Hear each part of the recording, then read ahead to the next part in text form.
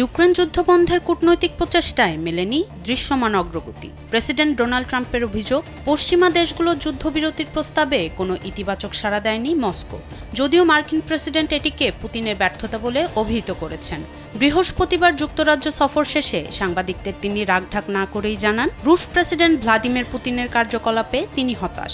এদিকে ইউক্রেন সংঘাতের মধ্যেই রুশ প্রেসিডেন্ট পুতিন জানিয়েছেন, মুদ্রাস্ফীতি নিয়ন্ত্রণে রাখার জন্য রাশিয়ার অর্থনৈতিক প্রবৃদ্ধি কমানো একটি পরিকল্পিত সিদ্ধান্ত। রুশ কেন্দ্রীয় ব্যাংকের তথ্য অনুযায়ী রাশিয়া প্রযুক্তিগত মন্দার মুখোমুখি হতে পারে। স্যান্ডেলিনা সো, রূপচর্চায় আভিজাত্য।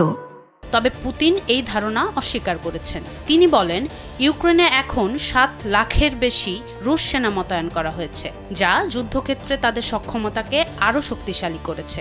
অন্যদিকে ইউক্রেন ও রাশিয়ার মধ্যে হতাহতের সংখ্যা নিয়ে ভিন্ন ভিন্ন তথ্য প্রকাশিত হয়েছে।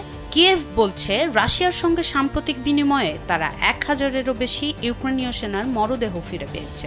এর বিপরীতে মাত্র 24 জন রুশ সেনার মরদেহ তারা হস্তান্তর করেছে। অন্যদিকে রুশ রাষ্ট্রীয় সংবাদ মাধ্যম তাস দাবি করছে, সাম্প্রতিক সংঘাতে ইউক্রেনের 1500-এরও বেশি সেনা হতাহত হয়েছে। তবে এটিকে উভয় পক্ষের ন্যারেটিভ ওয়ারফেয়ার হিসেবে বিবেচিত হচ্ছে।